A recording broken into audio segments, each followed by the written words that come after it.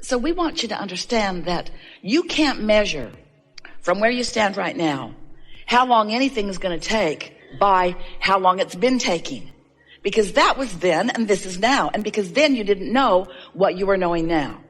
In other words, don't compare how long something will be. It is not about time.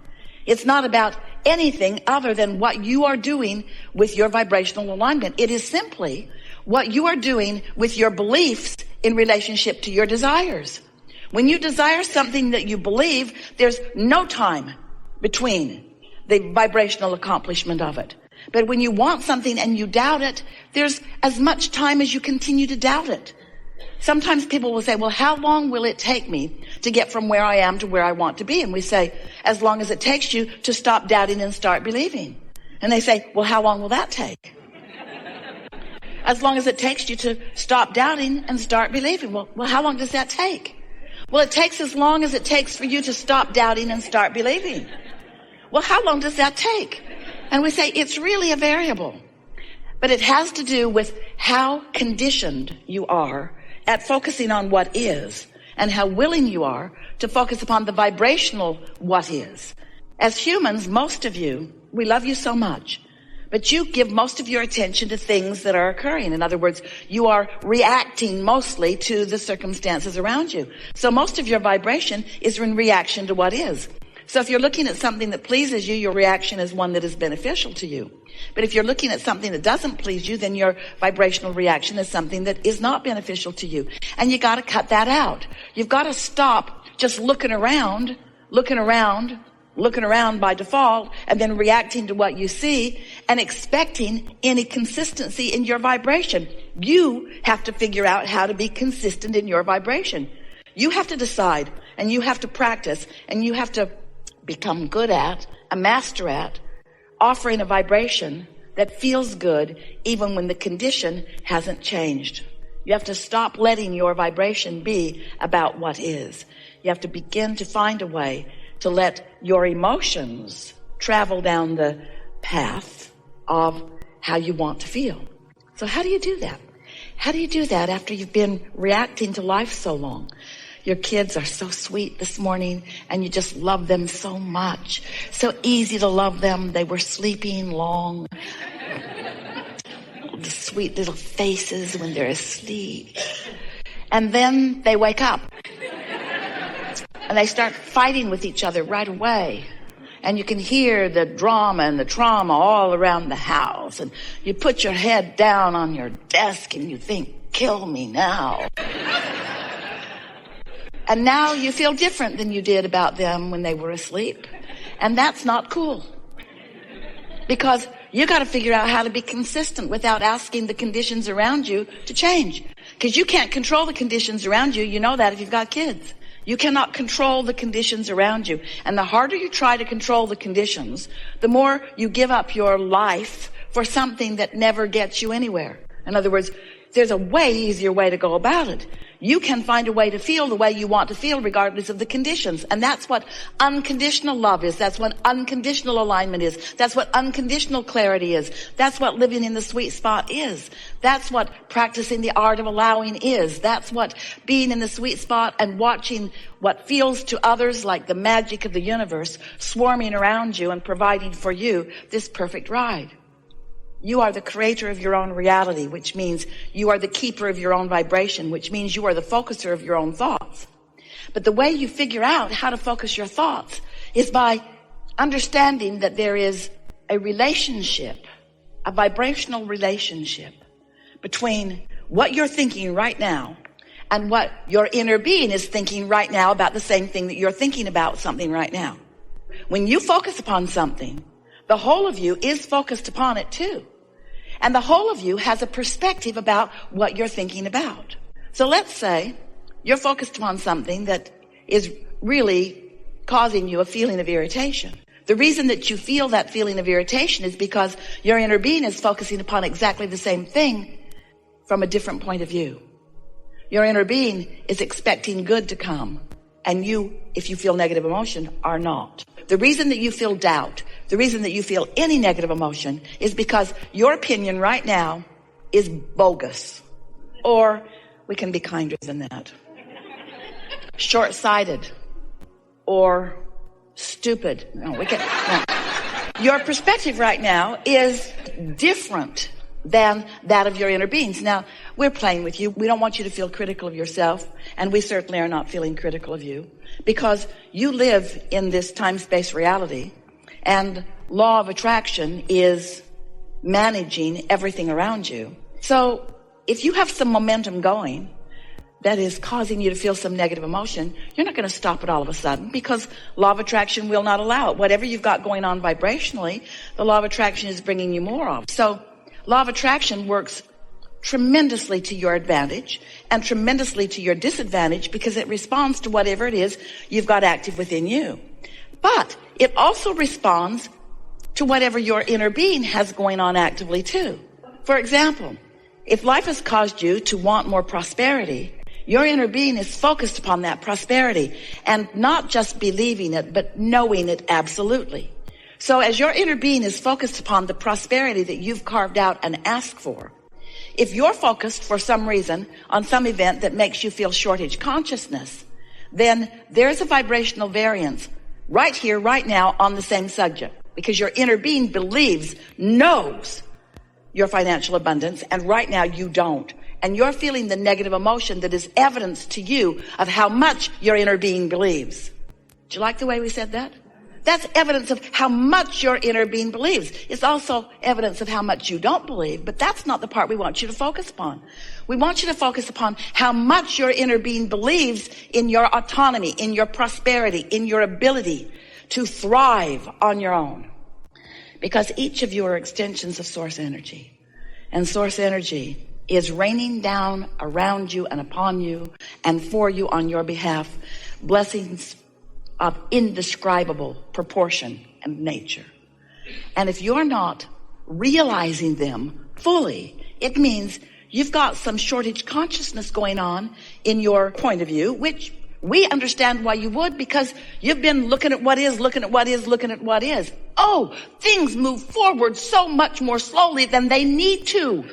You could clean up your vibration and shorten that gap of manifestation. And we wish that for you. We don't want you to wait so long for something that it's hard to remember how much you want it.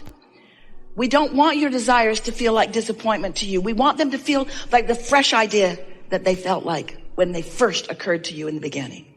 So, very briefly, we want to remind you that you were source energy before you came into this physical body.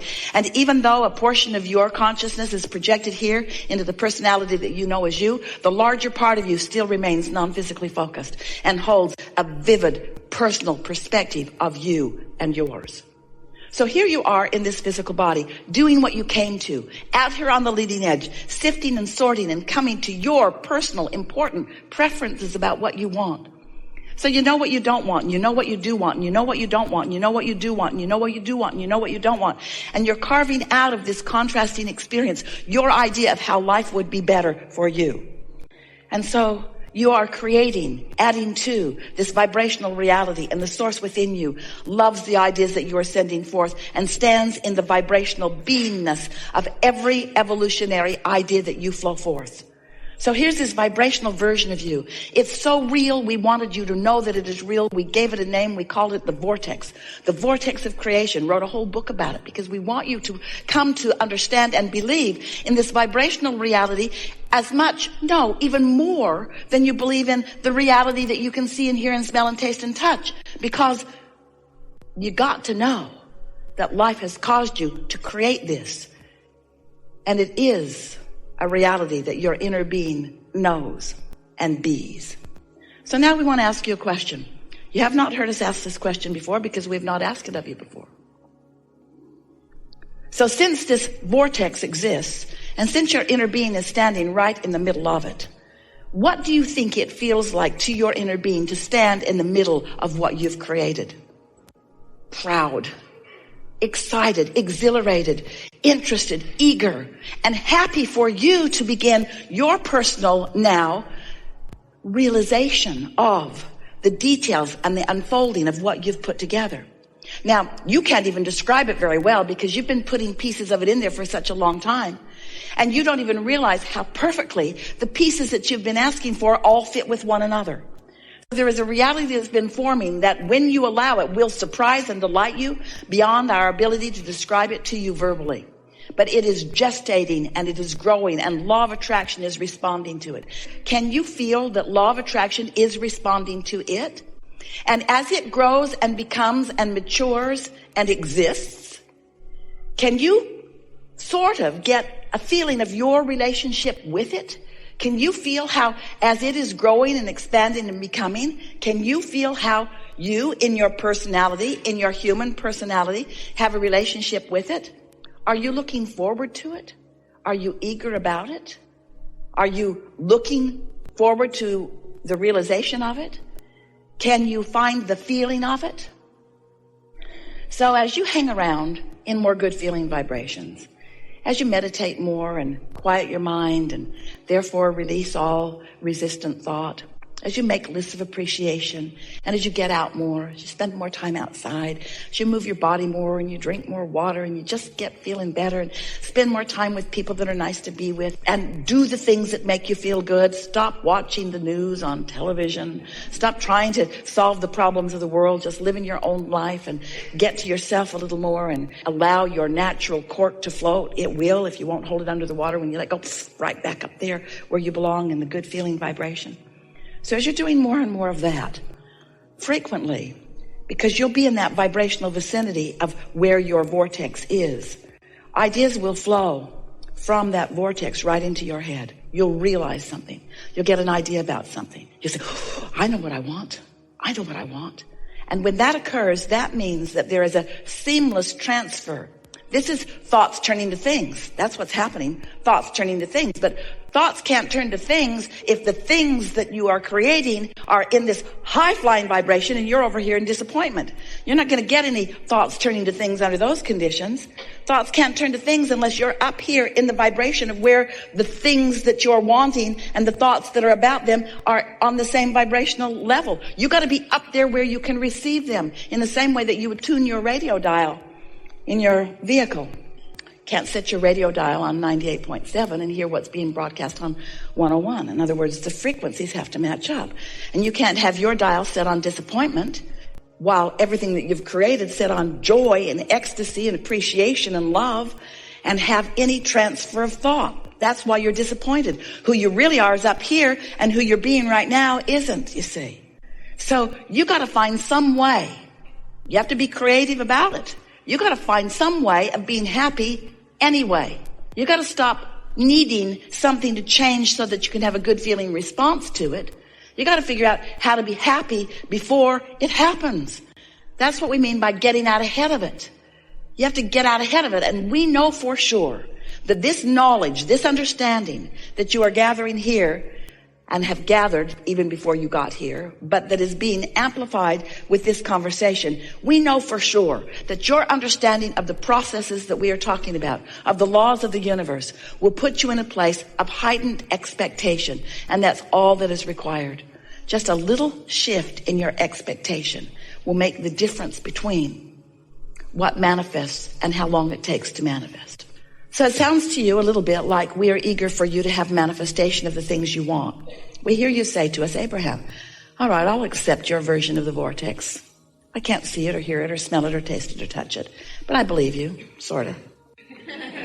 I'll accept that it's there, but just tell me, how can I get my money out of the vortex and into the bank? How do I turn those vibrations into thoughts and those thoughts into things? And we say, this is how. You find the feeling place of what you want. If you're wanting an extra $2 or $3 or $4 or $5 or $6 or $7 or $8 or $900,000 and you want it like right away, it's not likely that it's going to land in your bank account by the end of this gathering. But by the end of this gathering, you can have accomplished a feeling of prosperity.